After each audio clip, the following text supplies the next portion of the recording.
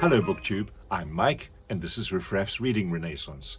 Gosh, I'm sitting here in Durban in 32 degrees Celsius heat. That's 90 degrees Fahrenheit for any of you suffering the cold winter chills elsewhere in the planet. And I tell you what, the trouble I go to for these thumbnails, that Santa suit was killing and I'm feeling quite dehydrated. But anyway, I'm here today to do the Secret Santa tag, which I saw on Pat's channel, Book Chat with Pat. I think she created it. If not, I apologize to whoever did, but Pat has certainly become the queen of Secret Santa, because she started by telling us in very schoolmarmish fashion that the strict rules were 5 booktubers per Secret Santa. And having no sooner done her first 5 than she did a second, and then a third, and then a fourth. I think Pat's just a giving personality, but I liked the idea and I scratched my head and I thought, let me do the same thing. I'm only going to do 1, and I've found 10 booktubers that I want to do Secret Santa for. So unlike Pat, I'm breaking all the rules, but that's how it works. Anyway, let's dive straight in to the first of my Secret Santas. The idea is, of course, that you pick a booktuber that you enjoy, and then you select a gift book that you would virtually give to them were that possible. It's all fictitious, of course, but it's the thought that counts, as they say, and it's great fun. So my first chosen booktuber is Randy Ray, the literate Texan, and I always say is the only one. Randy, of course, is a personality known well to the booktube community. He's one of a kind and an absolute icon. And Randy is hosting in January an event called Haggard January, and therefore the appropriate gift for me to gift to Randy as Secret Santa is this book by H. Rider Haggard called Diary of an African Journal. Rider Haggard's novels are well known, She and King Solomon's Mines and Alan Quatermain and those, but less known is this non-fiction work published here locally in South Africa. It's a collection of his diaries from when he was in South Africa, and it's endlessly interesting. There are extracts. First of all, he interviews a gentleman called John Dube in a chapter called A Zulu of High Blood. John Dube went on to found the African National Congress, which was the party of Nelson Mandela, which ultimately, after a long struggle, came to power in the first free democratic elections in this country. But equally interesting, there's a passage here. Close to Palatial, I was shown Rider Haggard Street. Still today in Pretoria, there is a street called Rider Haggard Street where Rider Haggard lived. So this book is full of gems like that, and I thought, who better to gift it to as Secret Santa than Randy Ray. But now Pat has put us all to shame by appearing each time in succession as a different form of Secret Santa or elf, etc. So I need to make a little bit more effort. See you in a moment. A few moments later. Ta-da, BookTube. That's probably the best I can manage. But there you go. Secret Santa with a slightly shrunk hat. Anyway. So the second booktuber that I would like to call out as Secret Santa is Gareth from Books, Songs and Other Magic. Gareth gives us so much joy with his zany take on books and his music and etc. That I thought the only gift I can give to Gareth as Secret Santa is the best music book I've found this year. This monstrous tome, it's 900 pages long. And it's called And the Roots of Rhythm Remain by Joe Boyd. What it is a journey through global music. Joe Boyd is a very respected music producer, but if I read you from the flyleaf of the book, you'll understand. Legendary producer and record label boss Joe Boyd has spent a lifetime traveling the globe and has witnessed firsthand the growing popularity of music from Africa, India, Latin America, the Caribbean, and Eastern Europe since the 1960s.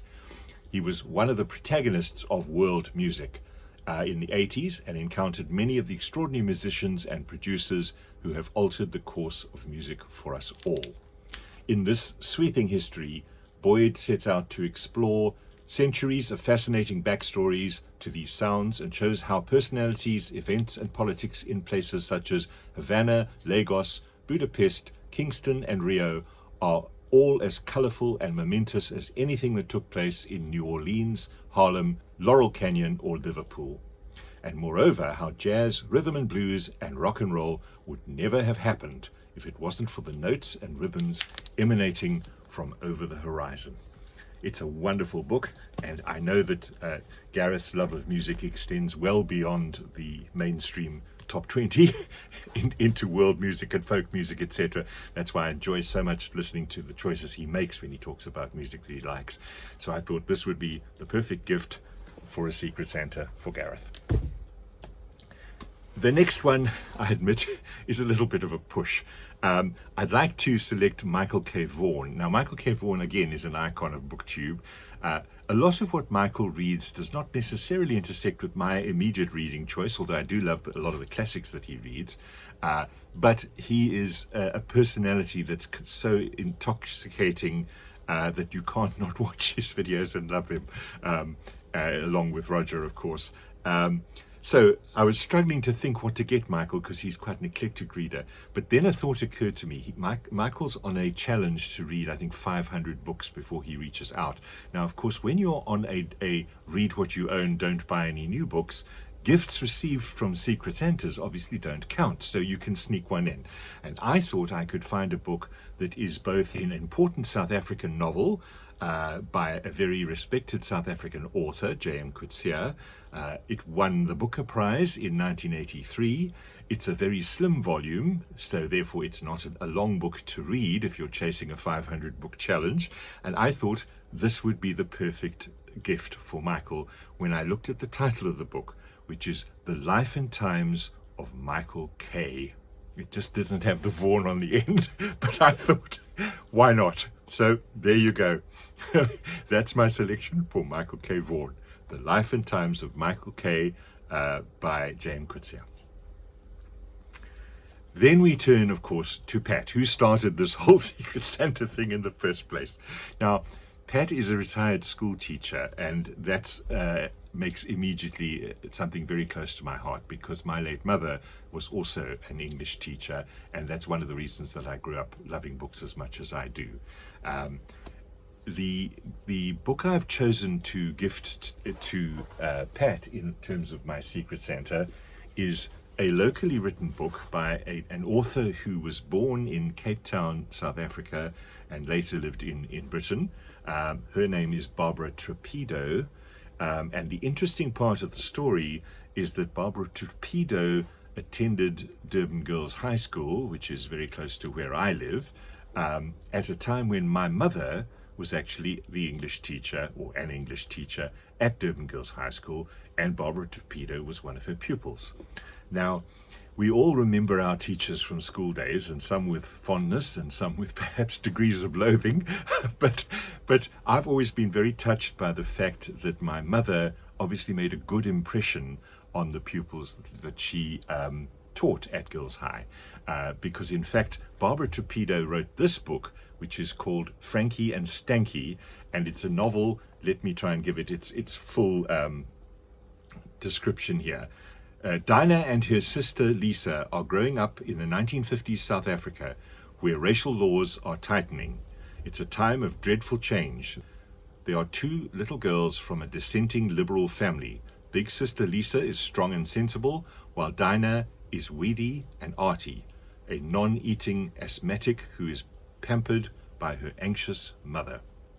Okay, that's the setup. But the point of my choosing this book for Pat, and the link between the English teachers, is in fact my mother is one of the characters in this book, because of course these two girls are at school, very much semi-autobiographical, based on Barbara Torpedo's own life, and therefore you can see, if you read the book and have the background experience, you can recognize Durban and you can recognize the story as it goes along. But the piece that made me want to choose this is that I think there's a special corner of heaven for good English teachers, of which I know Pat to have been one, just from listening to her program, and of course I believe my mother was another one. But I would like to read you, my mother's maiden name was Barnes, and I'd like to read you just an extract from this book.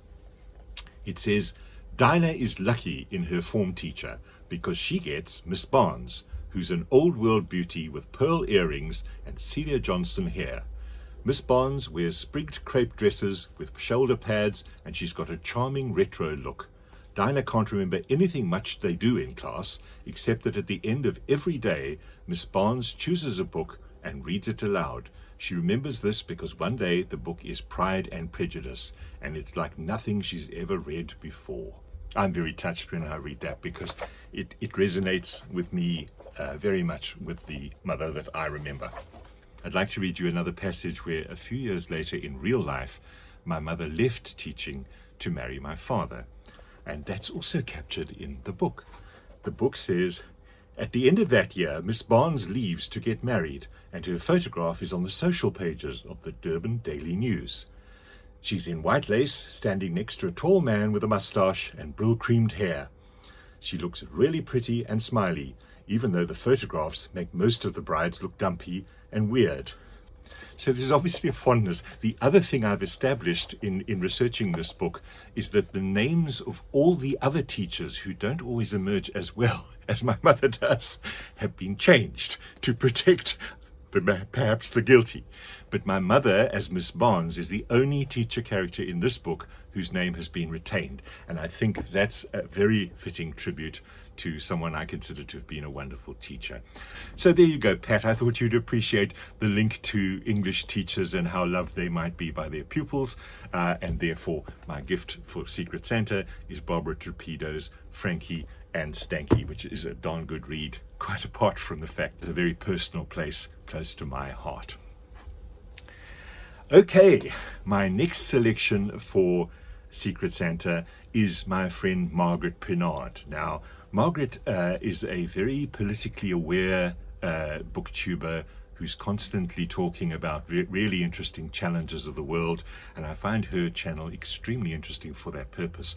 I recently watched a live session she had with a friend where they analyzed the biography of John Lewis, the American activist and politician. Now, to me, from a distance, John Lewis strikes me as sort of the last man standing from the whole Martin Luther King civil rights movement, and therefore, as a guy I've seen on CNN all my life, I have enormous respect for John Lewis. And I enjoyed the discussion so much that I ended up going out and buying a copy of the book. And then I thought, okay, well, if Margaret has fascinated me so much with her political discussions about America and the civil rights movement, how can I return the favor by finding her a South African book that's worth the read? And of course, what I've chosen, and this won't come as a surprise to any of you who've been watching my channel, is this book called The Promise by Damon Galgut. It is a Booker Prize winning novel. It won the Booker Prize in 2021. It's the story of a group of South Africans, both some white and some black, through 4 decades, and the 4 decades are roughly from the 1980s up to more recently, around a very clever construction of 4 successive deaths, which is not really a spoiler, it's how the book is structured, and each death takes place approximately 10 years apart. So it maps not only the political progress of the country through the period from just before the change and the freedom democratic elections right up to now, and at the same time it charts the course of families in South Africa, in the complex country that is South Africa. The name The Promise has multiple meanings, which I won't spoil for anyone who's going to read the book, but of course there's the broader picture of the promise of the new South Africa that emerged from the struggle in the democratic elections, and whether that promise has been fulfilled over the past 30 years.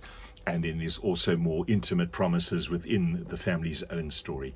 But it's an award-winning book for a reason. I think it's one of the most interesting and innovative pieces of writing in terms of the actual art of writing that I've read for a long time. It takes a lot of creative risks and turns compared to a sort of a straight line narrative, but the story is more powerful for it. And the slightly unnerving shifts and turns where, for example, within the course of a single sentence, you can change narrator, and you can change scene within one sentence. But the way that works is such a brilliant capturing of the slightly edgy day-to-day feeling that is life in South Africa. I've never seen that done as well before. I'm sure there are examples in literature that I haven't stumbled across yet, but this was something that stopped me in my tracks as a particularly good read, both because it's a very accurate depiction of some of the stories that come from this country of ours, which has so many twists and turns and so rich a territory for storytelling. But anyway, I thought perhaps with her interest in matters political and the like, that perhaps Margaret would enjoy this book. So that's my choice for Margaret Pinard as Secret Santa. Next, I want to choose Shelley Swearingen, because Shelley has always been very kind to my channel. She shouted me out when I was a teeny tiny beginner with, I think, only 2 videos up. And I've always been very fond of her channel, where her joy and love of books just bubbles over and is quite infectious. Now, Shelley's also a teacher / librarian, and again, that love of books just comes through. So the question then is, what do you get someone like that? Because I know Shelley has quite strong tastes in terms of what she does and doesn't like, and she's quite forthright in her channel of saying, this is for me, this is a Shelley book, or it's not. So I sort of took, perhaps you'd say, a safe route.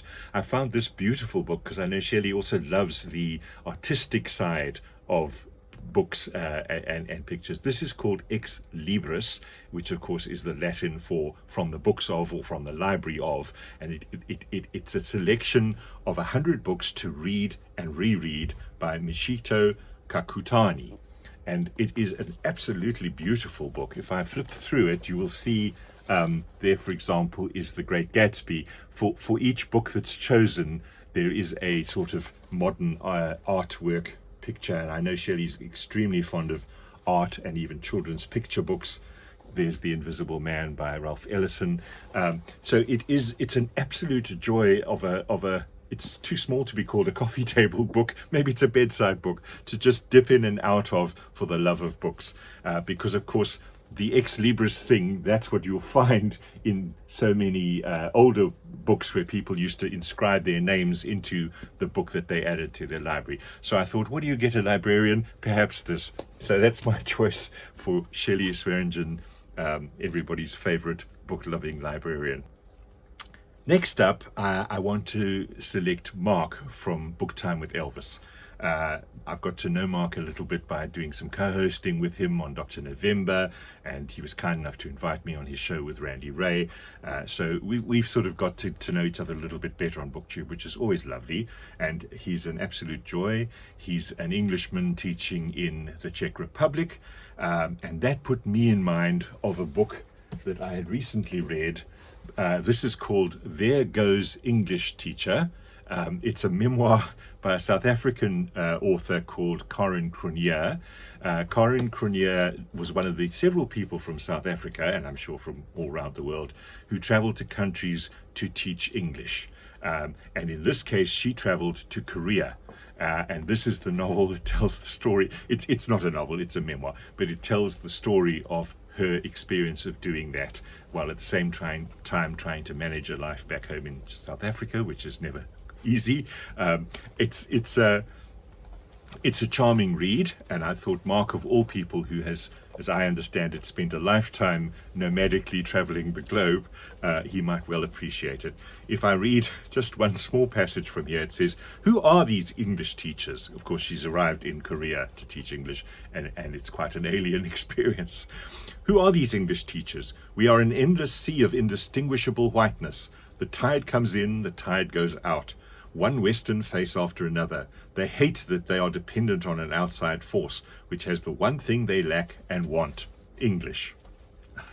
And then over the page, "Yes, these foreigners, they are just one problem after another. For example, there she goes, the English teacher, dressed to the nines in a long skirt no less, through the university entrance, up the path with the very neatly dressed students. There she goes, the last vestiges of youth, desperately clinging to that heavily made-up face in this land obsessed with youth and beauty." I hope he enjoys it, but it's only a virtual gift, so there's no pressure. But that's the one I thought I would select as Secret Santa for Mark. I don't have one for Elvis, but greetings to Elvis, who's cute as hell. My next choice for Secret Santa's booktuber is Aaron from Aaron Read a Book, or Aaron Read a Book, and I won't make all the jokes that I always make about that. I was watching one of his channels recently, and he mentioned, unless I'm mistaken, that he'd never been to Ireland, which is odd for someone who lives as close to Ireland as he does. I've been to Ireland, but that's perhaps because it's in my heritage, and therefore it was a bit of a destination place. And I know Pat from Book Chat with Pat's been to Ireland because she's posted a lot of videos about her love of Joyce and her love of traveling around Ireland. But anyway, I thought, so what do we give Aaron to get him to go to Ireland? And I thought, what about Leon Uris's Trinity? Okay, it's a huge book. It was published in 1976, which of course is long before the Good Friday Agreement, when the Troubles in Ireland were still raging.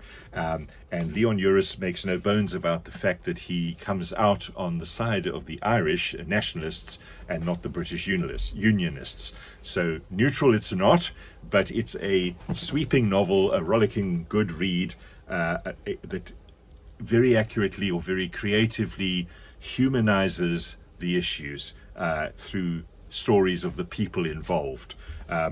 It captures the consequence of the political identification, the British rule, the religious divisions, the issues over land ownership, the class conflicts, and all that stew that has created what was called the Troubles, and which eventually Tony Blair and the Good Friday Agreement brought to a ceasefire. But indeed, there are still national characteristics simmering under the surface. And if one looks at the introduction to this book, in the beginning, there's a quote from Eugene O'Neill, who knows a little bit about hope and despair himself, when he says, "There is no present or future, only the past, happening over and over again now." I thought that was quite powerful. Anyway, so in a quest to get Aaron to go and visit Ireland, that's my selection for Secret Santa for Aaron at Aaron Read a Book or Aaron Read a Book. Next up, I want to select Kelly from Books I'm Not Reading, because I find Kelly's channel is absolutely irresistible. I always think I'll just have a look, see whether it's worth it, and I'm always there at the end thinking, wow, that was really, really fun. Now, I know Kelly is a fan of Shakespeare. Kelly was very active as a co-host in the Shakespeare event, which was one of the early and first events I got into after having started BookTube in July. September came up quickly, and I loved Shakespeare. I did videos on it, which went down well. So the whole Shakespeare event for me was a very positive one. And one of the things that came out of it was that I read Anthony Burgess's Nothing Like the Sun, which is a novel. Nothing Like the Sun is a reference to the sonnet that references the so-called Dark Lady of Shakespeare's acquaintance. And if you look at the picture in this book, you can see there's Shakespeare with his books or plays, and adjacent to him is very clearly a dark lady. Now, I wouldn't be surprised at all if Kelly's read this book, but I thought, if she hasn't, how do I find her something Shakespeare-ish that isn't the things that she obviously has read, which are the mainstream plays, etc. So I thought this was a little bit off-center. I read it and I absolutely fell in love with it. So much so that I've now become a bit of a holy grail about Anthony Burgess. I'm trying to track down many of his books as I can find to see if they're all as good as this. Because here he basically writes a story of Shakespeare's life in Shakespeare's type of language, which, don't be put off and scared by that, it's totally understandable, but the rhythms and the style of it are just so cleverly Shakespearean that it's an immersive experience that is very hard to describe. But I thought, if someone's going to enjoy it, perhaps Kelly will. I hope so. Anyway, okay, I got one left. Now, how can you do a Secret Santa and not get something for Steve? But of course, Steve has read everything. We're not allowed to ask if he's read something because he's read everything.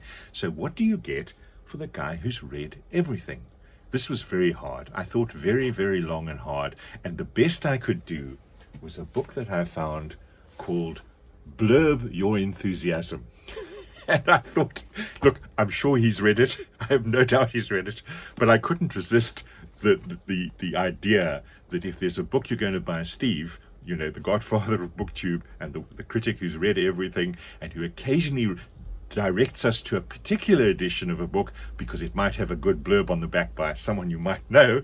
I thought, there it is. This is a book, basically, it's called it says on the back, a charming guide not just to blurbs, but to first lines, hatchet jobs, puffs. I couldn't, as the cliche goes, put it down. That's Laura Freeman from the Times. This is all about the process of blurbing and big upping books. And I thought, I know Steve knows all of it already, but I thought when I looked at this book, I just thought, this is a Steve book. It's almost written in honor of Steve. So there we go. That's my final and 10th Secret Santa gift. So that was it. I hope it was fun. For me, it was great fun trying to match books to booktubers.